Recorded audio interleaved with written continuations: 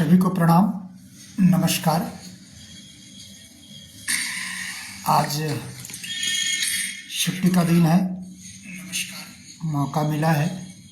मैंने जैसे पहले ही सूचना दिया था कि मैं 20 जनवरी तक निश्चित रूप से जितना मन में कुछ है उन सभी बातों को सोशल मीडिया में यथासंभव डालने का प्रयास करूंगा। और चूँकि वीडियो बनाने में 5-10 मिनट से ज़्यादा कोई देखता नहीं है, तो लाइव सेशन में उसको विस्तार से कुछ कुछ चर्चा हो जाती है। तो आज हम चर्चा करेंगे। जयेश भाई साहब, आपका स्वागत है। आज मैंने जैसे एक वीडियो दिया, संजय कुमार जी भाई साहब आपको प्रणाम, जयेश भाई साहब आपको प्रणाम। जैसा मैंने सूचना दिया था कि ये मिशन गायत्री परिवार मिशन का एक नाम है युग निर्माण मिशन, एक नाम विचार क्रांति अभियान, और उसी में 100 सूत्री कार्यक्रम, उस विचार क्रांति अभियान को, युग निर्माण योजना को कैसे फुलफिल करे, पंडित श्री राम शर्माचार्य जी ने एकदम 100 सूत्री कार्यक्रम बना के रख दिया था। उसको हम लोग पढ़ा करते थे। मुझे लगता है चाहे जयेश जी भाई साहब हो, चाहे प्रणव कुमार जी हो, चाहे संजय कुमार जी हो। और उसके बाद जब मैंने आज चर्चा की थी कि 2000 में जो विभूति ज्ञान यज्ञ हुआ था जवाहरलाल नेहरू स्टेडियम में, तब हम लोग गए थे और वहां पर विधिवत घोषणा वर्तमान गायत्री परिवार के प्रमुख प्रणव पंड्या के द्वारा हुई थी कि हमें विभूतियां चाहिए, हमें प्रतिभावान चाहिए। उन प्रतिभावानों के द्वारा हम पूरे भारत में सप्त क्रांति करने जा रहे हैं। इसके लिए 7 आंदोलन बनाए हैं, 7 आंदोलन का नाम दिया और क्या क्या करने जा रहे हैं ये सब बताया गया। और उसी कारण मेरे जैसे लोग आगे बढ़े। एक शायद सबको याद होगा, प्रणव पंड्या प्रवचनों में मैं भविष्य में कोशिश करूंगा उसके छोटे छोटे क्लिप, उनकी सारी झूठ बातों को सामने में रखने के लिए। कितना बड़ा बड़ा, मतलब जिसको बोलते हैं फेंकना। अब लगता है कि सब फेंक रहे थे, पहले लगता था कि बहुत बड़ा काम होने जा रहा है, बहुत। अब समझ में आता है कि सब कुछ फेंक रहा था, वो जुमलाबाजी कर रहा था। याद होगा प्रणव पंड्या का बहुत सारा प्रवचन 2005-06 का सुन लीजिए। उनने कहा था देव संस्कृति विश्वविद्यालय बनाने, और उसका जो प्रचार प्रसार कर रहे थे तक्षशिला, नालंदा, और 500 से लेके 5000 पूरे भारत और पूरे विश्व में बनाने की बात, देव संस्कृति विश्वविद्यालय। तो उसी क्रम में उन्होंने एक बार कहा था कि भारत की शिक्षा नीति, बहुत अच्छी तरह से सुनिएगा, भारत की शिक्षा नीति शांति कुंज के पास होगी। कब तक होगी? 2011 आते आते तक। बहुत बड़ा फेंका था उसने। 2011 आते आते तक भारत की शिक्षा नीति गायत्री परिवार के पास होगी और गायत्री शांति कुंज उसका डील करेगा।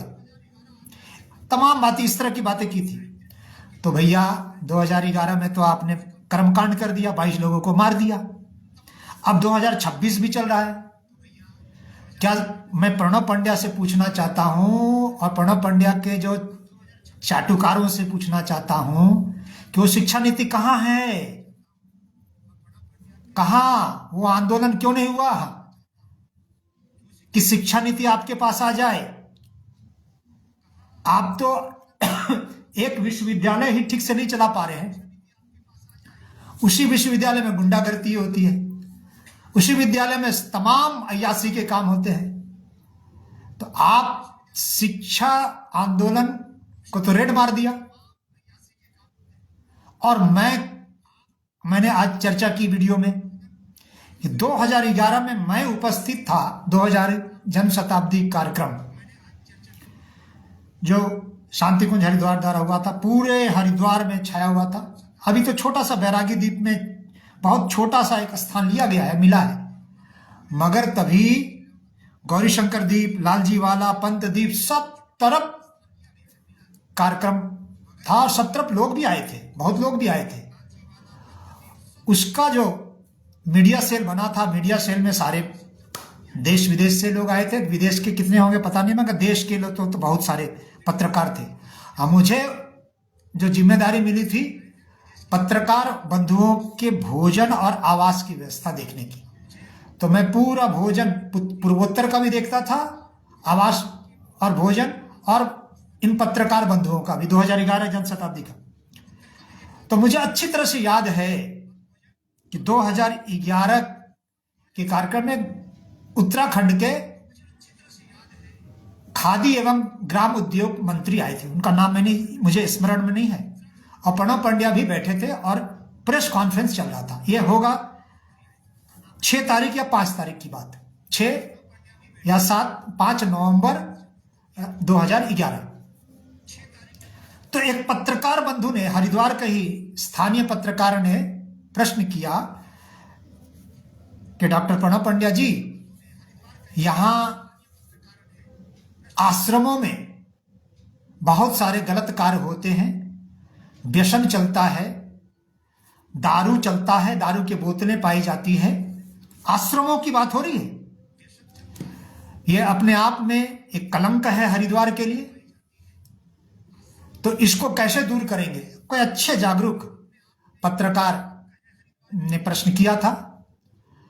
तो अब इन्हें तो फेंकना आता है प्रणब पंड्या को। उन्हें कहा बस 2011 5 या 6 नवंबर की बात हो रही है। उन्होंने कहा कि बस 2-3 साल में हम पूरे देवभूमि को गोद लेने जा रहे हैं, ये संकल्प लेने जा रहे हैं इस कार्यक्रम के द्वारा, और इस संकल्प यह होगा कि 2012-13 तक में व्यसन मुक्त हो जाएगा देवभूमि उत्तराखंड। ये प्रणब पंड्या के संकल्प है। एक शिक्षा में रेड मार दिया। अब आए हैं व्यसन पर। व्यसन मुक्ति आंदोलन का इन्होंने कहा था देवभूमि से चालू करेंगे और पूरे भारत में जाएंगे। तो मैं पूछता हूं प्रणब पंड्या परिवार के चाटुकारों से कि कहां हुआ व्यसन मुक्त?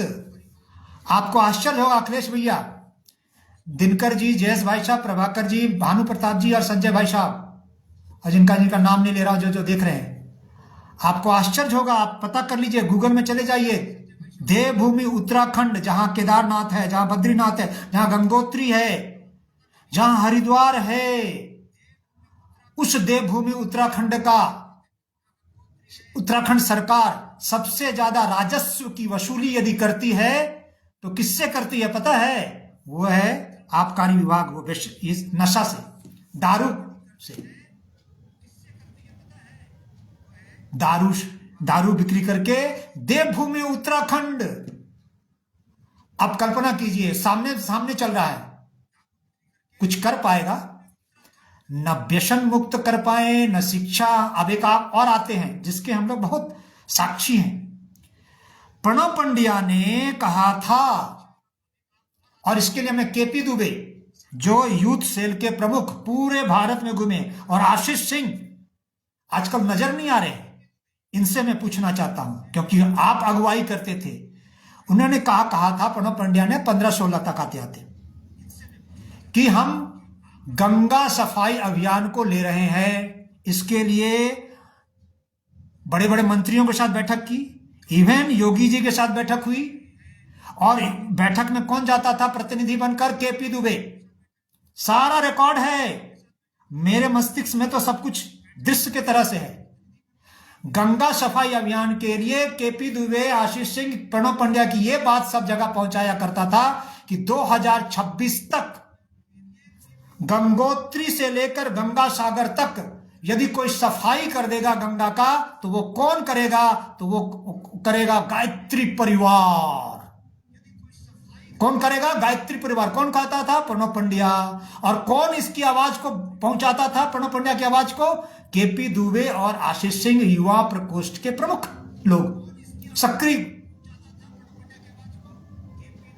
तो वे लोग से पूछिए, अब तो 2026 आ गया भैया, कितना सफाई हुआ? हरिद्वार तक सफाई हो गई,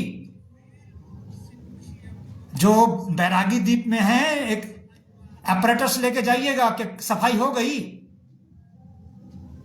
और मैं उनसे पूछना चाहता हूं जो गंगा के आसपास जो बहुत मेहनत किए थे, बिजनौर, रुड़की, देहरादून, उत्तरकाशी, रुद्रप्रयाग, मेरठ, नजीबाबाद, रुड़की आसपास के परिजनों ने किनारे किनारे पर, गंगा के किनारे किनारे पर गांव गांव में कार्यक्रम किए थे। साल 2 साल खूब चला था। तो उन सक्रिय परिजनों से मैं प्रार्थना कर रहा हूं, प्रश्न कर रहा हूं कि भैया आप लोगों ने प्रणव पंड्या के आह्वान पर कहा था कि गंगा सफाई अभियान चल रहा है, गंगोत्री से लेके गंगा सागर तक अभियान चलेगा और पूरा गंगा साफ हो जाएगा, साफ सुथरा स्वच्छ निर्मल हो जाएगा। तो भैया इन परिजनों से भी मेरा निवेदन है कि भैया आप लोग ने तो मेहनत किया था और हम लोग देखा करते थे कि आप लोग खूब मेहनत कर रहे हैं, तो क्या होगा? ढक के 3 पात क्या हुआ? आपको प्रश्न करना चाहिए। केवल मनमोहन ही नहीं प्रश्न करेगा, ये नजीबाबाद, रुड़की, देहरादून, रुद्रप्रयाग, उत्तरकाशी सबके परिजन यदि आ रहे हैं तो उनसे पूछिएगा। और आजकल जो चिन्मय कह रहा है तो उनसे भी पूछिएगा कि कहां गया सप्त क्रांति, कहां गया आंदोलन, कहां गया सप्त आंदोलन, और उस आंदोलन के नाम से जो करोड़ों रुपया इकट्ठा किया वो कहां गया? और इतने लोगों का जो श्रम, इतने लोगों का समय अंश लगाया वो बर्बाद हुआ। और ये तो झूठ बोला समाज में, इस झूठ का पाप किसको लगेगा? इसलिए मैं 2011 के कार्यक्रम के समाप्त होने के बाद, मुझे अच्छी तरह से याद है हमारे पश्चिमोत्तर जोन में 14 तक तो मैं घुमा हूं, 2014 तक टोलियों में। 15 में मैं 15 से एकदम स्पष्ट कर दिया कि मैं तो परिव्राजक सत्र कराऊंगा।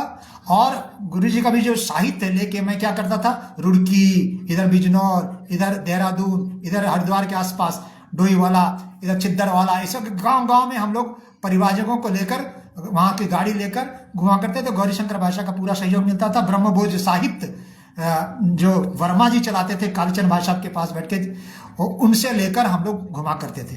और हमको कई बार लोगों ने कहा, परिजनों ने कहा, वरिष्ठ भाइयों ने कहा कि टोली में जाओ। तो मैंने कहा मैं टोली में अब नहीं जाऊंगा, क्योंकि अब कालीचंद भाई साहब को ही मैंने कहा कि भाई साहब हम लोग बहुत झूठ बोले हैं क्षेत्र में, अब हमें प्रायश्चित करने का समय है, पश्चाताप करने का समय है। ये मेरा शब्द है साहब। मैं शांति कुंज में रहते हुए 2011 के बाद से पूरी बगावती नेचर में रहा हूं और सबके सामने बोला हूं, न केवल प्रणव पंड्या, सैलवाला पंड्या, चिन्मय के सामने, बल्कि गौरीशंकर भाई साहब से लेकर वीरेश्वर भाई साहब से लेकर कालीचंद, सबके सामने बोला हूं कि हो क्या रहा है। हम तो झूठ बोल रहे हैं लोगों के सामने, झूठ बोल बोल के पैसा ला रहे हैं, झूठ बोल बोल के विश्वविद्यालय बनाएंगे, झूठ बोल के गंगा सफाई अभियान, झूठ बोल के शिक्षा नीति, झूठ बोल के क्या क्या। अरे भैया हम क्या क्या बोले? तो इतना झूठ, इतना षड्यंत्र, इतना साजिश कहां गया? सब सारा गूगल में है, सारा प्रणव पंड्या का प्रवचन है, आप सुन लीजिए। जो भी विरोध कर रहे हैं ना हमारा, एक भी नहीं टिकेगा, मैं कह दे रहा हूं कोर्ट में। जो कह रहे हैं ना कि जेल भेजेंगे, हम अभी 1-2 दिन में वीडियो बना रहे हैं, आपको कोर्ट का प्रमाण दे रहे हैं हमारे विरुद्ध में कौन कौन बोला है। अभी 7 जनवरी को, इसी 7 जनवरी को क्या क्या बोला है, सारा हम वीडियो बनाकर दे रहे हैं और हम बता दे रहे हैं पूरी तरह से, धज्जी उड़ा देंगे उनकी बातों को। और हम कोर्ट में कुछ नहीं टिकेगा, क्योंकि जब आप उद्देश्य को लेकर नहीं चलते हैं और किसी को फंसा दीजिएगा, यदि कोई विरोध बोलेगा तो विरोध में बोलना मेरा कानूनी अधिकार है। मैं आज ही बच्चों को पढ़ा रहा था, एग्जाम आने वाला है 17 तारीख से, इसी 17 से, तो 7 क्लास का बच्चा था, तो मैं कॉन्स्टिट्यूशनल राइट, तो जो कॉन्स्टिट्यूशनल राइट है वो पहले भी पढ़े थे, बच्चों को पढ़ाने में और ज्यादा याद स्मृति में आ जाता है। Right to equity, right to freedom, मतलब एकता का अधिकार, स्वतंत्रता का अधिकार, जो हमारे छह अधिकार हैं संविधान में, उसमें एक और बड़ा सुंदर अधिकार है, मैं कई बार बार बोला करता हूं, मुझे आज पढ़ के फिर पुनः याद आ गया। उन्होंने कहा हमारा संवैधानिक अधिकार है, पढ़ लीजिएगा आप लोग भी, right to speak against exploitation, अन्याय, अनीति, अत्याचार के विरुद्ध में बोलने का आपको अधिकार है। संविधान आपको अधिकार देता है। जब संविधान अधिकार देता है तो लास्ट वाला एक और बात है, यदि कहीं कुछ नहीं होता है तो राइट टू कॉन्स्टिट्यूशनल रेमेडीज, यदि कोई नहीं, कुछ पुलिस कोई कुछ नहीं करेगा तो कौन देगा रेमेडीज? रेमेडीज देगा जज देगा, कोर्ट देगा। समझ लीजिए ये कानूनी बात है, और हमने भी अच्छा से पढ़ा है, और सीआरपीसी भी पढ़ा है, आईपीसी भी पढ़ा है। हम जो 7 तारीख को, इसी 7 जनवरी को हम जो बोल रहे हैं, विरोध कर रहे हैं, तो इस पर कुछ ने मुकदमा भी किया है और बयान भी दिया। सारा हम एक वीडियो बनाकर रखेंगे, तो हम बयान भी देंगे, और हमारा बयान क्या आएगा ये भी आपको समझ में आ गया होगा, और हम जरूर देंगे कोर्ट में बयान, और जो बोल रहे हैं वही देंगे, और फिर उसको सार्वजनिक हम करेंगे, दोनों सार्वजनिक करेंगे। ये हमारा कानूनी अधिकार है। मुन्ना लाल शर्मा सीतापुर वाले, देखो तुम लोग जो ना, मुन्ना लाल तुम घोचू हो, एक शब्द कर रहे तुम लोग घोचू हो, कि तुम बोल रहे हो बहुत जल्द जेल जाओगे, सीडी कैसे तैयार हो, सीडी तैयार हो रही है, हमको पता है, हमको पूरा पता है, और मुझे तुम अपने जैसा मूर्ख समझते हो तो तुम्हारी मूर्खता है। हम लोग जज के सामने लड़ने वाले हैं, भिड़ने वाले लोग हैं, और हम घोषणा करके बोल रहे हैं, ठीक है, और धज्जी उड़ा देंगे। हम लोग कहते हैं ना, हमारे सामने कोर्ट में डीएसपी आया था, उसको रुला दिए थे, वो केवल आंसू नहीं बहाया था। मुन्ना लाल तुम हो कहाँ चलते हो? ये जो और कुछ लोग जो धोती उठा उठा के आते हैं ना, पूछ लेना बहुत। इसीलिए मैंने कहा था, जब कोर्ट में जब प्रणब पंड्या का पीए जो अभी भी है, कमलेश प्रसाद, बार बार आता था हर तारीख में, तो हम लोग मिलते थे, हम चाहे गोविंद जी, चाहे कहता है तोशन जी, तो कहते थे प्रणब पंड्या को कह देना थैंक यू, हम लोग को जो जेल भेजा ना इसके लिए थैंक यू। कई बार बोला हूं, कमलेश को लाइए, थैंक यू। बात समझ में आती है, ठीक है ना। यदि नहीं जाते ना जेल तो बात क्लियर नहीं हो पाती कि कोर्ट में कैसे सब कुछ प्रक्रियाएं चलती है। और एक बार जो चला जाता है ना, और हमारे जैसा पढ़ा लिखा, तो फिर मजा लेता है। इसलिए मैं आप खुल गया हूं पूरी तरह से, इसीलिए बोलता हूं मेनी थैंक्स, लाख बार धन्यवाद, लाख बार धन्यवाद प्रणब पंड्या को जेल भेज के। वो खुद उल्टा फंसा है, और देखिएगा, और चालाकी जो कर रहा है ना, मुन्ना लाल तुम अभी बच्चे हो मेरे सामने, समझे? तुम देखते रहना, समझते रहना, कितनी कोशिश कर ले, यदि भेज भी देगा ना, फिर मजा देखना मेरा, समझे? यही तो डर है, यही तो डर फैलाया जाता है कि तुम मेरे विरोध में भिड़ोगे, भ्रष्ट पुलिस की सहयोग लेकर तुम्हें जेल भेज देंगे, कुछ नहीं कर पाओगे, मर जाओगे। सारा षड्यंत्र कर चुका। अब एक ही तो बात है, यदि मैं जिंदा लौटा हूं तो अपने आप में चमत्कार है। यदि मैं जिंदा लौटा हूं और हम बरी हुए हैं, सुप्रीम कोर्ट ने हमको बरी दिया है, तो नियति की क्या इच्छा है यह भी समझ लेना चाहिए। और फिर भी यदि अहंकार है तो आ जाओ मैदान में, आ जाओ मैदान में, जिसको आना है धरती अपना धोती खोल के आ जाओ, खुली चुनौती, फिर मजा आएगा।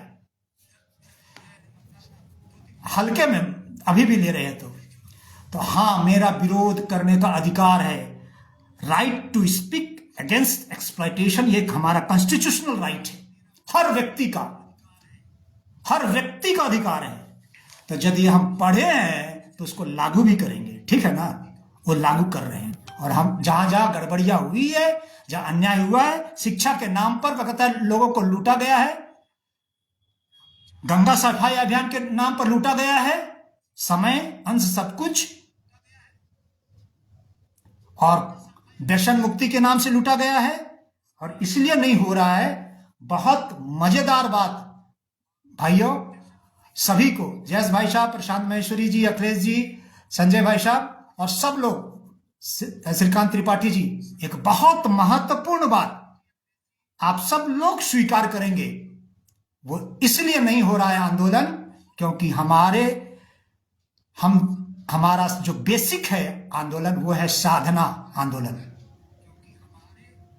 साधना आंदोलन, साधना आंदोलन को कोई गति दिया था, बहुत सारे लोग दिए थे, उसमें से बड़ा नाम यदि कोई है और अभी भी है तो उसका नाम है, जो मैं नजदीकी से जानता हूं, वो है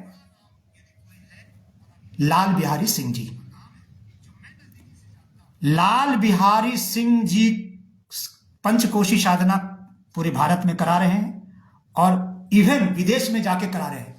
मगर उसकी इंटरेस्टिंग कहानी सुनिएगा, बहुत इंटरेस्टिंग कहानी है सबके लिए, पूरे गायत्री परिवार को जानना चाहिए कि लाल बिहारी सिंह जी उस जमाने के कार्यकर्ता हैं जब गुरुजी उनको टोली में भेजा करते थे, आप कल्पना कीजिए, और गौरी शंकर भाई साहब उनके सहयोगी होते थे। कल्पना कीजिए उनका ज्ञान विज्ञान कितना था। सेक्रेटरिएट पटना में काम करते थे, सासाराम के रहने वाले, प्रज्ञा कुंज वहां पर चलता रहता है। बहुत संक्षिप्त में उनकी बताऊंगा, आप सबको जानना चाहिए। लाल बिहारी सिंह जी टोली में निकला करते थे, मगर 40 साल पहले की बात है, लगभग 40 साल पहले की बात है, और टाटा नगर हमेशा आया करते थे, इसलिए हम लोग बहुत अच्छी तरह से जानते हैं। लाल बिहारी सिंह एक दिन शाम को एक बात होगी लगभग 92-93 के आसपास कि वो शाम को दीप यज्ञ करके पति पत्नी स्कूटर से अपने घर क्यों आ रहे थे सासाराम में। शाम को अंधेरा था, लालू प्रसाद यादव जी का जमाना था, अंधेरा था, तो ट्रैक्टर से उनकी क्या कहता है भिड़ंत हो गई। स्कूटर से ट्रैक्टर से भिड़ंत हो गई तो बड़ा ट्रैक्टर का जो बड़ा वाला चक्का है उनके पैर पर आ गया, गिर गया, और उनकी जो पत्नी है छिटक के दूर चली गई। और तब वो उनको उठा के ले गए, बेहोश हो गए, सब कुछ हो गया था, दोनों पैर पर, दोनों ट्रैक्टर का पीछे वाला चक्का चल गया था।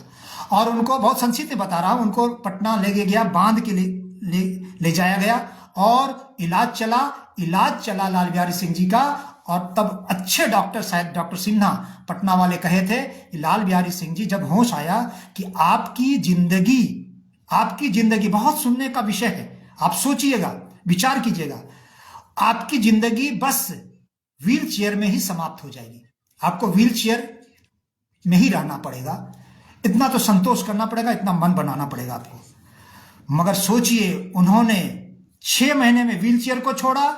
हमने देखा है, हमारे घर भी आए थे, हमारे कहता है टाटा नगर भी आए थे, 9 कुंडी यज्ञ था या 24 कुंडी यज्ञ था, याद है मुझे, विष्णुपुर या कदमा में हम भी गए थे। वहां देख, वो 6 महीना या 8 महीने में आ गए थे डंडा लेके। और उन्होंने उस समय से केवल टमाटर पर रहना, केवल पालक साग पर रहना, वर्षों, और प्राणायाम करना, दोनों पैर में 17 जगह ज्वाइंट है अभी भी। मगर वह व्यक्ति आज से नहीं, 15-20 वर्ष से, लगभग 2000 के बाद से शीर्षासन करता है, कराता है, योग में निष्णात है। पंचकोशी अन्नमय कोश पर तो गजब की पकड़ है उनकी। मैं नहीं कहता कि बहुत बड़े साधक है, मगर अन्नमय कोश को तो बहुत अच्छी तरह से साधा, ये मैंने देखा है, मैं साथ में चला हूं। अब वो व्यक्ति प्रचार करते रहे अपनी श्रद्धावश, उनको तो नया जीवन दान मिला, अपना प्रयोग किया उन्होंने अपने जीवन पर, चूंकि वो इंजीनियर रहे, सेक्रेटरिएट में काम करते रहे, प्रयोग किया अपने जीवन पर, और लोगों तक अपनी बात रखते रहे, पंचकोशी साधना शिविर चलाते रहे। तो 2014 में, याद है, मई महीना में गौरी शंकर भाई साहब और वीरेश्वर भाई साहब के पहल से, और तभी थे विनय वाजपेयी जी, इन तीनों की पहल से उनको शांति कुंज बुलाया गया था। मई महीने में 9 दिन का एक पंचकोशी साधना शिविर चली, और सभी, इवन वीरेश्वर भाई साहब भी बैठा करते थे, गौरी शंकर भाई साहब बैठा करते थे, सभी बैठा करते थे, केवल डॉक्टर प्रणब पंड्या नहीं आता था। ये रामकृष्ण हॉल में चला है, सब लोग साक्षी हैं, हम लोग पूरा शांति कुंज परिवार के कार्यकर्ता उनका सुना करते थे, और बहुत वैज्ञानिक ढंग से समझाया करते थे, पीपीटी के माध्यम से, आदि आदि से। और फिर वो निर्णय हुआ, गौरी शंकर भाई साहब, वीरेश्वर भाई साहब और विनय वाजपेयी जी ने निर्णय लिया कि अब इनको शांति कुंज से के टोली में निकाला जाए। तो मैंने कहा कि मैं इनके साथ चलूंगा। मैं चला इनके साथ और कार्यक्रम बनाया गया। बंगाल, झारखंड और बिहार का बना और शांति कुंज से पत्र भी गया और मैं चला सब जगह। और मुझे पता था कि प्रणब पंड्या इससे नाराज होगा, किसी को उभरना तो देना नहीं चाहता। तो मैं फेसबुक में उनको आगे किया कि आप फेसबुक चलाइए। फेसबुक में उनको आगे किया और फेसबुक में अब प्रचार होने लगा कि आज इन्होंने अन्वय कोश के बारे में ये बताया आदि आदि। हम लोग प्रचार करते रहे, ये उसमें मेरी भूमिका थी। अब देखिए, जैसे ही प्रचार 10-15 दिन चला 10-15 दिन चला तो फोन आने लगा। प्रणब पंड्या किसी से फोन कराने लगे। एक बहन को लगाया गया था, उस बहन का नाम मैं नहीं लेना चाहता हूं, वहीं होगी शांति कुंज में आजकल, अच्छी पढ़ी लिखी बहन, बार बार हमको फोन करे कि डॉक्टर साहब का आदेश है कि सोशल मीडिया में ना डाला जाए। सुनिएगा सभी लोग, सोशल मीडिया में ना डाला जाए। तो मैंने उस बहन को कहा, 2-3 बार फोन आ गया, तो मैंने एकदम लास्ट में कहा यदि प्रणब पंड्या ने मना किया है तो जरूर डलेगा। अब तो डलेगा ही और बहुत अच्छी तरह से डलेगा। विकास सिंधु जी, मैं आपका पूरा अच्छी तरह से जवाब दूंगा, पूरी जवाब दूंगा। तो और फिर डलने लगे, प्रचार होने लगा। अब वो पूरा कार्यक्रम, अब प्रणब पंड्या ने मना कर दिया कि अब टोली नहीं जाएगी। ठीक है, अब टोली नहीं जाएगी तो अब लोगों ने उनको बुलाने लगा, क्षेत्र से, अलग अलग जगह से, क्षेत्र से उनका अच्छा चलने लगा खूब। और वो अब स्वतंत्र होके सोशल मीडिया में, फेसबुक में डालने लगे, खूब लोग सुनने लगे। और उनका सत्संग आज भी आप पंचकोशी साधना का प्रत्येक सुबह सुबह कभी कभी चलता है और बहुत अच्छी टीम बनी हुई है देश विदेश में और बहुत अच्छी साधना चल रही है। गीता पर कभी कुछ कुछ पर चलता है और उनके शिविर को भाग लेना चाहिए, मेरा ऐसा मानना है। मैं तो रहा हूं। और जब खूब प्रचार होने लगा तो 2015 के लास्ट या 16 में प्रणब पंड्या उनको जबरदस्ती बुलाता है, दबाव बनाकर, गौरी शंकर भाई साहब और सबको लेकर वो आते हैं लाल बिहारी जी, इसके साक्षी नरेंद्र ठाकुर भी है, इसका साक्षी। और आते हैं, उसमें विष्णु भाई मित्तल गाड़ी भेजते हैं उनको लाने के लिए, हम लोग गए हैं, उनको लाए। और उनकी मीटिंग होती है प्रणब पंड्या के साथ। और प्रणब पंड्या क्या कहता है पता है? ये महत्वपूर्ण विषय है। प्रणब पंड्या लाल बिहारी सिंह जी को कहते हैं कि आप संगठन की बात मानिए और संगठन का प्रमुख मैं हूं, और यदि आप मेरी बात नहीं मानेंगे और उससे ज्यादा आप उठेंगे, ऊंचा उठेंगे, उठने का कोशिश करेंगे, तो मैं आपको उठवा लूंगा। रिपीट कर रहा हूं, प्रणब पंड्या ने लाल बिहारी सिंह जी को कहा मैं आपको उठवा लूंगा। सीधी धमकी, आप ऐसे नहीं करेंगे, हम जहां कहेंगे वहीं जाएंगे, आप चल जाइए मुंशियारी, वहां पर हम आदमी भेजेंगे, आप करते, चुपचाप वहां करते रहिए। समझ लीजिए, जो साधना आंदोलन को भी गति दे रहा था ठीक ठाक, और उससे अच्छा माहौल बन रहा था, उससे लोग इकट्ठा हो रहे थे, उसको क्या कहता है प्रणब पंड्या? हम आपको उठवा लेंगे। सोच लीजिए प्रणब पंड्या किस खेत का मूली है, और इसके सबके हम लोग साक्षी हैं। वीरेश्वर भाई साहब से पूछ लीजिए, क्या धमकी नहीं दिया था?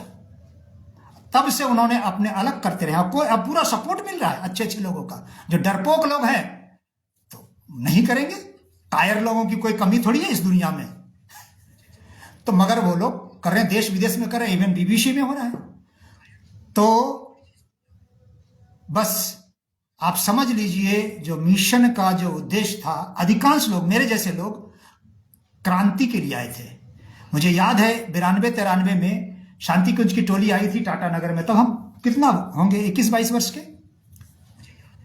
तब हम यहां के हमारे जैसे नौजवान, हमसे कम उम्र के अधिकांश थे, उन सब को लेकर साइकिल में, 2 जिला है पहले एक जिला हुआ करता था सिंहभूम, अब पूर्वी सिंहभूम और पश्चिमी, पूरे जिला में हम लोग गांव गांव में दीवार लेखन, गांव गांव में प्रचार किए थे। और ये कह के कि 21वीं सदी उज्जवल भविष्य, ये कह के कि हम लोग का कहता है क्रांति करने जा रहे हैं, सब आंदोलन पर 21वीं सदी उज्जवल भविष्य लेके आ रहा है, और आदि आदि बातें कह के युवाओं को इकट्ठा करते थे। तब शांतिकुंज की टोली आई थी तो मुझे नवयुग दल का हेड बना दिया गया। तब मैं शांतिकुंज नहीं गया था, तब फिर 95 में गया मैं शांतिकुंज, 92-93 में हमको नवयुग दल का, तो मुझे पूछा गया था मंच से, पूरा यहाँ ट्रस्टी लोग सब लोग बैठे थे, क्या इरादा है? तो मैंने कहा था कि जो मैंने पढ़ा है वेशन आदि आदि का, तो मैं देखता हूं, मैं चूंकि हम लोग का नियम था, बहुत ज्यादा फिल्म नहीं देखा करते थे, मगर हमारे क्लास का, स्कूल का एक नियम था, कॉलेज का एक नियम था, परीक्षा देने के बाद चाहे हाफ ईयरली चाहे फाइनल ईयरली, हम पिताजी से उस समय 5 रुपया या 10 रुपया लिया करते थे और साइकिल से हम लोग फिल्म देखना जाया करते थे। राम लखन, त्रिशूल, अंधा कानून, ये सब, सावन को आने दो, नदिया के पार, ये सब फिल्म देखे हम, हॉल में जाके देखे थे। बहुत अच्छा अच्छा हॉल है यहाँ टाटानगर में, हम जाया करते थे अपने दोस्तों के साथ। तो हमने कहा था कि धीरे धीरे अश्लीलता परोसी जा रही है। मैंने उस समय कहा था टोली नायकों के सामने, टोली के सामने, कि अश्लीलता परोसी जा रही है। तब हमको कहा था, उन लोगों ने दिया था कि अश्लीलता के विरोध में ये होगा, इकट्ठा करो, नवयुवकों को इकट्ठा करो, सृजन सैनिकों को इकट्ठा करो, क्रांतिकारियों को इकट्ठा करो और इन सब पर हड़ताल किया जाएगा, आदि आदि सारी योजनाएं बनाई थी। हम तो उस भाव से आए थे ना, तो मैं आज चिन्मय पंड्या, प्रणव पंड्या और शैलवाला पंड्या के चाटुकारों से और तथाकथित परिवारवादी ट्रस्टी, जो एक परिवार के ट्रस्टी हैं, उनसे कहना चाहता हूं कि मेरे जैसा आदमी यदि आया था तो स्वाहा करने के लिए नहीं आया था। मेरे जैसा आदमी केवल डफली बजाने के लिए नहीं आया था। मेरे जैसा आदमी केवल झूठ बोलने के लिए नहीं आया था कि गंगा सफाई होगा, ये होगा, वो होगा। यदि हुआ, नहीं हुआ तो जवाब दो। हमने स्पष्ट कहा था कि हम टोली में नहीं जाएंगे, क्योंकि लोग पूछते हैं, लोग प्रश्न करते हैं,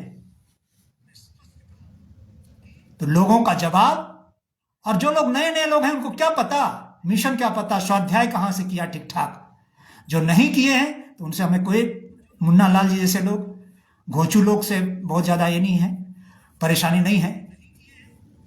हाँ, जयेश भाई साहब, उमाकांत जी भी इसलिए भागे, संभवतः ऐसे ही। आपने अच्छा कहा जयेश भाई साहब, आपका उत्तर अच्छा याद आ गया।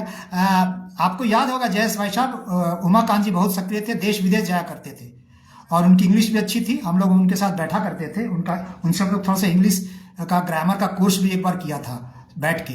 उमाकांत जी हमारे यहाँ के ही हैं, धनबाद झारखंड के ही हैं, तो हमारे घर भी आए थे टाटानगर में, मुझे याद है 98 में हम लोग साथ में काम भी किए हैं टाटानगर में एक साथ। प्रणव पंड्या का कार्यक्रम था उसके प्रयाग में, उसके पहले, तो अच्छी तरह से उमाकांत जी को जानता हूँ। उमाकांत जी बॉम्बे गए थे और टी सीरीज में गायत्री मिशन का, शांति कुंज का जो कुछ भी हुआ था वो उमाकांत जी से ही हुआ था। जय भाई साहब, है ना, उमाकांत जी के सफल प्रयास हुआ था। उनकी पकड़ ऐसी थी, कहां कहां घुस जाया करते थे, बहुत कुछ ऊंचा उठा सकते थे, मगर जो कुछ अच्छा करे, जो कुछ आगे बढ़े, तो वो प्रणव पंड्या को पचता कहां है। प्रणव पंड्या किसको पचा पाया? वो अपने बेटे को नहीं पचा पाने वाला व्यक्ति है। वो सब हम लोग जानते हैं। वो तो किसी तरह से, चूंकि सत्ता अपने परिवार के पास रहे, इसीलिए ये लोग बस तालमेल बिठा लेते हैं, तो अपने बेटे को भी नहीं पचा पाए। प्रशांत महेश्वरी जी, आप विश्वविद्यालय, देव संस्कृति विश्वविद्यालय में भी रहे हैं। आप लिख रहे हैं आप जैसा कोई नहीं भैया, हम लोग पैदा हुए हैं। मनुष्य जीवन का जो मैंने सार्थकता समझी है, मनुष्य जीवन की सार्थकता यही है कि अपने स्तर पर अच्छा से अच्छा काम करो, समाज के हित में करो। और मेरा मानना है कि जब मैंने बहुतों को मौका दिया प्रणव पंड्या के खिलाफ बोलने के लिए, कुछ करने के लिए, Raju bhai Bhadauria wants to join on video, हाँ, एक बार और लिखिए, आप क्यों क्यों ज्वाइन करना चाहिए, तो मैं आपको वीडियो में ले लूंगा, राजू भाई ले लूंगा। आप क्यों ज्वाइन करना चाहते हैं। हाँ, तो प्रशांत भाई साहब, तो मैं आपको कहूँ कि आप तो विश्वविद्यालय देख चुके हैं, विश्वविद्यालय में क्या स्थिति है, कहाँ विश्वविद्यालय चला गया। और आपके साथ हम लोग ने एमए का कोर्स भी किया है और नेट का भी किया है, तो आप उसके साक्षी हैं कि विश्वविद्यालय को किस नीचे स्तर तक लेके चले गए। तो आपको बताने की मुझे ज़्यादा जरूरत नहीं है। जयेश भाई साहब, उमाकांत जी वाली बात एकदम सत्य है और ठीक है। और हाँ, सुरेश सैनी जी, जो आग लग रही है इसको शांत करें। ये व्यक्ति यदि गलत कह रहा है तो उस पर कानून करें। हाँ जय, एकदम एकदम मैं खुला निमंत्रण देता हूं, कानूनी कार्रवाई जरूर होना चाहिए। आपको लगता है गलत कार्रवाई है तो आप खुद करिए ना, आप खुद करिए, आपको लगता है तो एकदम स्वागत है। हम चाहते हैं हमारे तरफ से, मैं बोल रहा हूं ना, आइए ना, बहुत मजा आता। प्रणव पंड्या को जब हम लोग रुला सकते हैं कोर्ट में और उसको शेरवाला को, तो आप वो लोग जिसको भी कहता आना है आ जाए, एकदम शौक से आए, शौक से आए।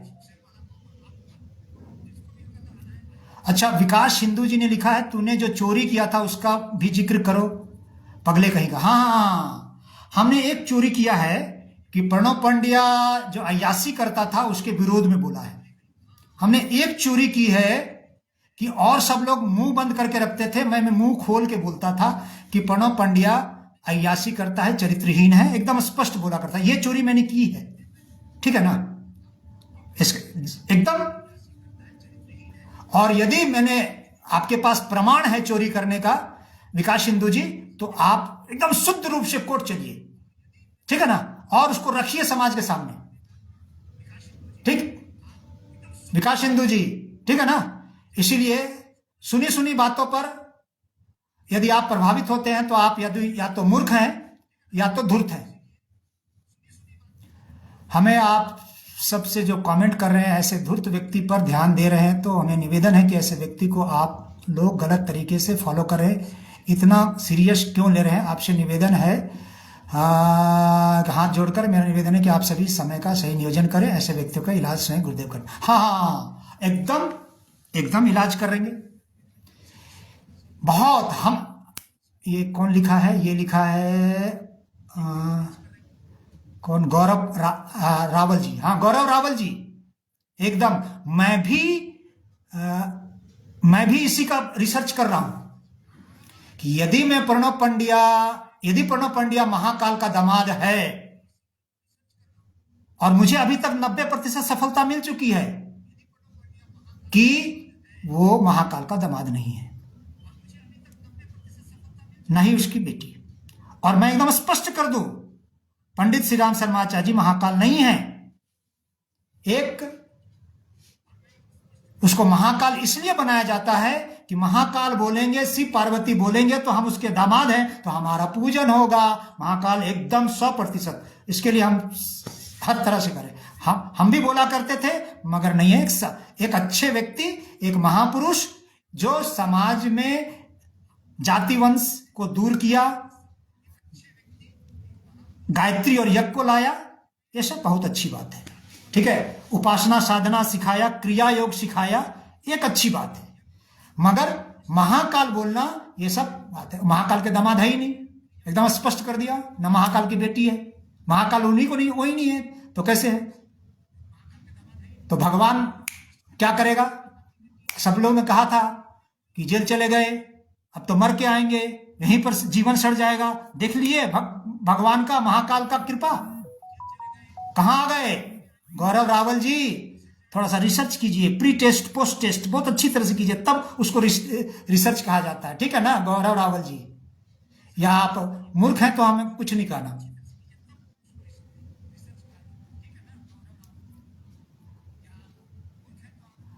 अखिलेश कुमार जी ने कहा, मनमोहन जी आप शांत हो जाइए प्लीज।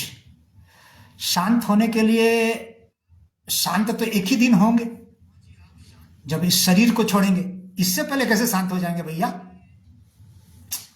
जिस दिन शरीर छोड़ेंगे ना, उसी दिन शांत होंगे। हम लोग घर से चले थे भैया, माँ बाप को छोड़ के चले थे, जो माँ बाप को छोड़ के चलता है पढ़ा लिखा व्यक्ति, यदि हम घर नहीं छोड़ते तो हम भी घर में रहते, बाल बच्चा होता, मकान होते, दुकान होते, है ना, धन इकट्ठा करते, बैंक बैलेंस होता, सब कुछ छोड़ के चले थे तो कुछ क्रांति करने के लिए आए थे।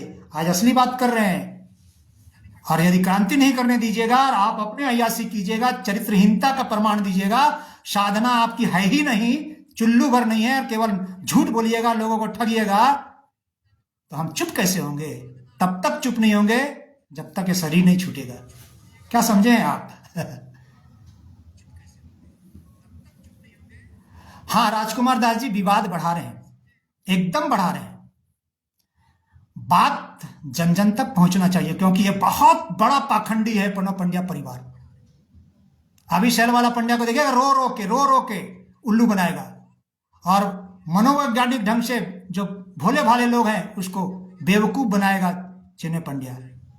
हम कहते हैं, आज मैंने चैलेंज किया है, बैरागी द्वीप में जो भी लोग गए हैं, चैलेंज है, घोषणा करो। मैं भी चैलेंज कर रहा हूं उसके साथ साथ, और देख लीजिएगा, घोषणा करो इस कार्यक्रम में कि केवल और केवल हरिद्वार की साफ सफाई कर दे। कौन सा? दारू नहीं चलेगा, आश्रमों में नशा नहीं चलेगा, किसी होटल में नशा नहीं चलेगा, क्योंकि वो देवभूमि है भाई, और देवभूमि का प्रवेश द्वार है। वहां से चालू कीजिए, केवल हरिद्वार, और डेट तय कीजिए कि सरकार को दबाव बनाने के लिए, चाहे देहरादून में चाहे दिल्ली में आप लाइए। आप बोलते ना 18 करोड़ में तो हम बोल रहे हैं बस 20,000 आदमी चाहिए, 2 लाख भी नहीं, 20,000 आदमी बहुत होता है। 20,000 आदमी में हम आगे होंगे सबसे पहले, और आप तारीख तय कीजिए, स्थान तारीख कीजिए। मनमोहन आगे होगा, मनमोहन के साथ कम से कम 10 आदमी कम आगे होगा, और यदि सरकार गोली चलाएगी तो सीना पहले मेरा होगा। अरे भैया, गायत्री, गंगा, गौ, अरे भैया गौ हत्याएं हो रही है, उसके विरोध में तो आवाज उठाओ। कौन सा आप कर रहे हो? कुछ तो करो। यदि नहीं कर रहे हैं तो मेरे जैसा आदमी आवाज उठाएगा कि आपने लोगों को ठगा है, बहकाया है, और ये बहुत बड़ा अपराध है। दास जी, राजकुमार दास जी, ये विवाद नहीं है, ये अपराध किया है। उस अपराध का बोध लोगों को करा रहे हैं कि कितना बड़ा अपराध किया है प्रणव पंड्या ने, झूठ बोल बोल के। और सबसे बड़ा अपराध किया है कि प्रतिभावानों को मर्डर किया है। इससे बड़ा पाप कुछ नहीं होगा। पढ़े लिखे लोगों को यदि कोई थोड़ा सा आवाज उठाए, आत्महत्या के लिए विवश कर दो, टॉर्चर कर दो, निपटा दो, उसको चिकित्सा का अभाव कर दो, जिससे कि अपने आप मर जाए। ये सब हम लोगों की आंखों सामने से दिखा है, ठीक है। इसीलिए वो देव परिवार बनेगा नहीं, वो देव परिवार नहीं है राजकुमार दास जी, वो दुष्ट परिवार है। अभी तो हम और कुछ आपको प्रमाण रखेंगे। हमने रखा ना कि पंडित श्री राम शर्माचार्य जी 11 मई 1984 को प्रणव पंड्या से लिखा रहे हैं कि नाबालिग को नहीं रखना है, तो नाबालिग को रखा। प्रणव पंड्या से लिखा रहे हैं कि गौरीशंकर शर्मा, वीरेश्वर उपाध्याय, बलराम भाई साहब मैनेजमेंट को देखेगा शांति कुंज का। प्रणव कोई आग्रह ना करे, प्रणव केवल रिसर्च करे, लेखन करे। मगर प्रणव पंड्या ने क्या किया? रिसर्च लेखन सब छोड़ के मैनेजमेंट आ गया। क्यों? दादागिरी करनी है।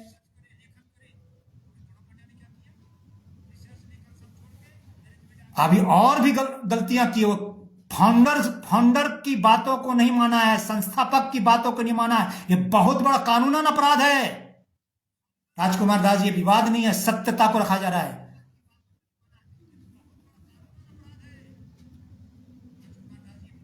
अखिलेश कुमार जी, भाई साहब आपने लिखा है, अखिलेश कुमार जी, भाई साहब छोड़िए इन बातों को, क्या रखा है हुआ है, जैसा करेगा ईश्वर की नजर में कोई नहीं बच सकता। ये वाला बात ना हमें नहीं पचता है। वही वाली बात कि सोमनाथ लुट गया मगर कहता है हरिओम हरिओम करते रहे, ये सब हमें नहीं पचता। हमें अपनी बात रखने आती है, हम तो रखेंगे। और भी बहुत लोग रखते हैं, अखिलेश जी रखते हैं, संजय जी रखते हैं, जयस भाई साहब लोग रखते हैं। जिसके अंदर है दम है जो हिजड़े हैं नहीं रखेंगे, कोई बात नहीं। बहुत सारे लोग हिजड़े होते हैं इस दुनिया में। बहुत लोग भगवान के नाम से झूठे डरते हैं। भगवान के नाम से डरना ही सबसे बड़ी कायरता है। और अध्यात्म की पहली शर्त है निडर होना। फिर अध्यात्म कहां से चालू होगा? निडरता ही नहीं है। और जो लोग धमकी देते हैं ना कि महाकाल तुमको नष्ट कर देगा, तो भैया जो हमको बहुत नजदीक से देखते हैं ना, हमें बर्बाद करने के लिए प्रणब पंड्या ने क्या क्या नहीं किया, मार पीट गुंडा निपटाने के लिए क्या क्या नहीं किया। मैं जिंदा हूं तो ये अपने आप में चमत्कार है, ये नियति की बड़ी कृपा है, उनकी कुछ इच्छा है। ठीक है, तो इसलिए मुझे यदि कृपा हो रही है और मैं बोल रहा हूं कि मैं विरोध कर रहा हूं, तो मेरे पर छप्पर, चाहे मैं आर्थिक दृष्टिकोण से, चाहे सामाजिक दृष्टिकोण से, चाहे शारीरिक दृष्टिकोण से, छप्पड़ फाड़ के यदि ऊपर वाला दे रहा है, तो मैं क्यों लुटाने में कंजूसी करूं? ठीक है अखिलेश कुमार जी, शायद आपको मेरी बात समझ में आ गई हो, शायद राजकुमार दास जी आपकी बात समझ में आ गई हो। सभी को बहुत बहुत धन्यवाद। 9 बजने को है, आप सबने पूरा समय दिया। इसी तरह से अखिलेश भैया, अखिलेश पांडे जी छोड़िए, मुन्ना भाई क्या करेगा? मुन्ना भाई लोग सब ये लोग सचमुच हो, मुन्ना भाई MBBS वाले हैं।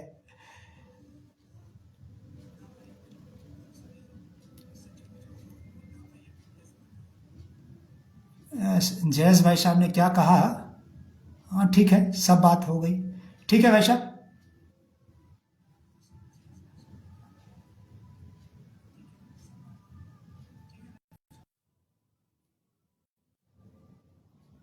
हाँ एक कोई है राजू भाई कनेक्ट होना चाहते हैं, मगर कनेक्शन के लिए मैं कोशिश तो कर रहा हूँ मगर हो नहीं रहा है। राजू भाई को इनविटेशन भेजता हूँ। Ask Raju bhai to join the live broadcast, if they accept they will join the video, your audience is set to public so anyone can watch this live. Raju bhai हाँ तो आ जाइए, क्या कहना चाहते हैं आप? मगर हो नहीं रहा कनेक्शन।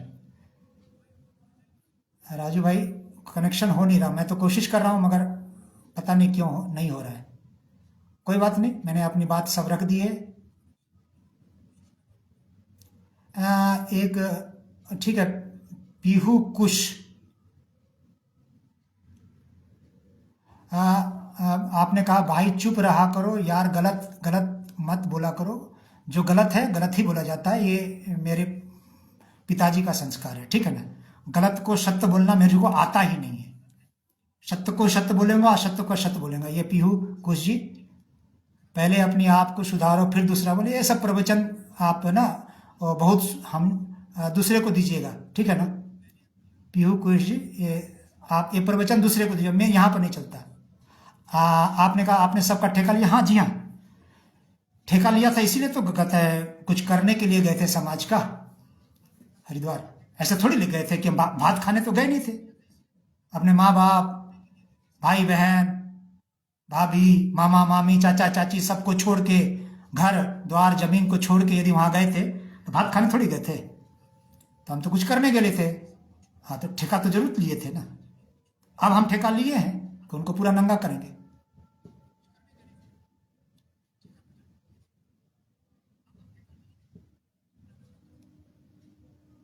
हाँ मनीष कुमार तिवारी जी, भाई साहब आपने सही कहा, अधिकांश धार्मिक संगठन पतन की ओर है। हाँ ठीक कहा आपने, कुछ कुछ ये जैसे जैसे पैसा आता है, सत्ता आता है, तो अहंकार बढ़ता है। वही चीज़ हम लोग ने देखा प्रणब पंड्या में, और उस अहंकार के कारण गड़बड़ाया है। ठीक है, वो पतन धार्मिक संगठन जो संगठन वर्तमान में सनातन के नाम पर वर्तमान सरकार की जो परिक्रमा कर रहा है, वो संगठन पतन की ओर है ही। मैं बस अपना गायत्री परिवार का तो ये देख रहा हूँ। अब गायत्री परिवार को मेरा बस कंसर्न इतना है कि गायत्री परिवार के लोग, मैं आज भी मैं बोलता हूं कि आरएसएस, मेरा अपना मूल्यांकन है, आरएसएस से अच्छे निस्वार्थ देश धर्म संस्कृति के लिए भाव रखते हैं। वहाँ महत्वाकांक्षा हो सकती है, मगर यहाँ महत्वाकांक्षा भी नहीं है। तो इसलिए कुछ वो लोग बच जाए, प्रणव पंड्या, सैलवाला पंड्या, चिन्मय पंड्या के माया जाल में ना फंसे। अभी भी बहुत मौका है, वो चल रहा है अंदर अंदर, तो उसी के प्रयास में हम लोग हैं। तो यदि वो हो जाता है तो समाज का निश्चित रूप से हित होगा, इसलिए हम लोग इस तरह के काम कर रहे हैं। हाँ इंद्रपाल शास्त्री जी, हाँ ठीक है, हम तो बोल दिए, इसका जवाब दे चुके हैं कि हम तो पागल हो चुके हैं। हम ये पा गए हैं कि प्रणव पंड्या, सैलवाला पंड्या दुष्ट है, प्रणव पंड्या, सैलवाला पंड्या, चिन्मय पंड्या ये लोग कसाई है। हम ये पा गए हैं, इसीलिए हमको पागल कहते हैं लोग, हम पा गए। और एक और बात, जो कुछ लोग कहते हैं ना कि बहुत सारे लोग गाली दे रहे हैं, तो आपको गणित फिर से पिछले बार भी कहा था, गणित थोड़ा सा ठीक कर लीजिए। हम जो भी बोलते हैं, या हम चाहे वो क्या कहते हैं, हरि सिंह सिद्धार्थ जी के साथ चर्चा है, चाहे अखिलेश पांडे जी के साथ चर्चा है, या जो भी है, तो उन चर्चाओं में जो भी बातें आई है, तो जो भी लोग हैं वर्तमान में 1-2-3 महीने से 10-10 हजार लोग कम से कम देख रहे हैं, तो 10-10 हजार में यदि 10-20 लोग गरियाते हैं तो एकदम सीधा हो गया। 2-3% लोग हैं जो क्या कहता है, थोड़ा सा चमचागिरी करने के लिए, अपनी ऊंची करने के लिए, प्रणव पंड्या, चिन्मय पंड्या के आगे पीछे करने के लिए, अपना ट्रस्टशिप बचाने के लिए, पद बचाने के लिए सब कर रहे हैं ये सब। इसीलिए हमको हम पूरा कैलकुलेशन करने आता है, कितना लोग बोल रहे हैं, कितना क्या करने हैं, इसीलिए हमको उसका कोई परवाह ही नहीं है, उसकी चिंता ही नहीं है। ठीक है, सब लोगों को बहुत बहुत धन्यवाद।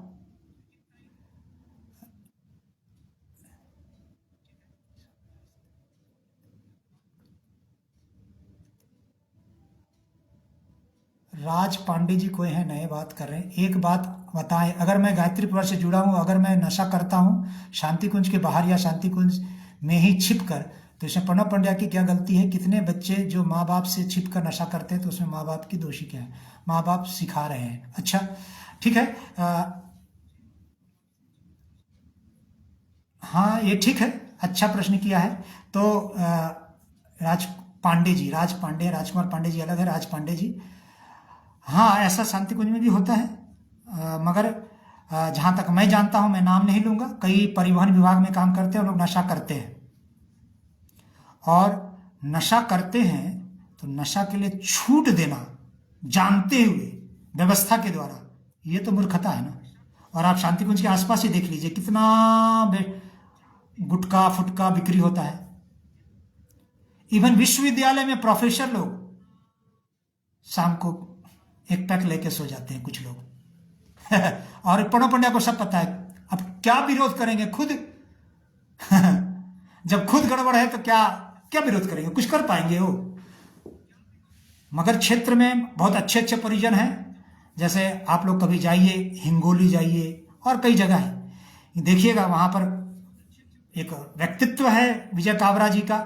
वहाँ सुबह सुबह लोग प्राकृतिक चिकित्सा कराने आते हैं, एक्यूप्रेशर के लिए वॉकिंग करते हैं, कुछ जूस लेने आते हैं, फिर शाम को सत्संग होता है, गरीब बच्चे वहाँ रहते हैं। तो बहुत सारे शक्तिपीठ में अच्छा अच्छा चल रहा है वहाँ पर। वहाँ आसपास आपको, हम लोग अभी अखिलेश पांडे जी हम लोग ने रिसर्च किया, वहाँ 1-2 किलोमीटर तक, उस शक्तिपीठ के 1-2 किलोमीटर तक किसी भी दुकान में आपको गुटखा नहीं मिलेगा। पता कर लीजिए, जाइए आप, उस शक्तिपीठ का प्रभाव, व्यक्तित्व का प्रभाव आज भी ऐसे ऐसे व्यक्तित्व हैं। ये लोग बस वहां से शांति कुंज का जो ये जो लोचा है ना, उससे मुक्त हो जाए तो बहुत अच्छा अच्छा इनका व्यक्तित्व है। ये लोग क्षेत्र में क्रांति कर दे, कोई जरूरत नहीं है चिन्मय पंड्या, प्रणव पंड्या, सैलवाला, कोई जरूरत नहीं शांति कुंज का, उनका व्यक्तित्व बोलता है भाई। ऐसे बहुत सारे लोग हैं, कर सकते हैं, मगर ये जो अपने आप को चिपका के रखेंगे शांति कुंज से, प्रणव पंड्या से, तो परिवार से, तो संभव नहीं है।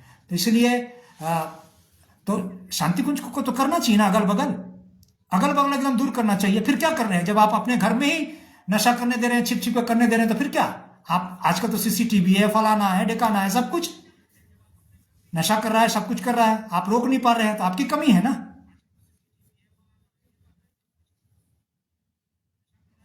ठीक है, सबको बहुत बहुत धन्यवाद। संजय कुमार जी, समीक्षा करना चाहिए, नहीं करते हैं, भगवान के ऊपर है। उनकी अपनी नियत है, नियति की कृपा जैसी होगी। ठीक है, सबको बहुत बहुत धन्यवाद। फिर अगले किसी दिन आएंगे, छुट्टी का मौका मिलेगा, शायद 17 या 18 को जरूर आएंगे। ठीक है, धन्यवाद।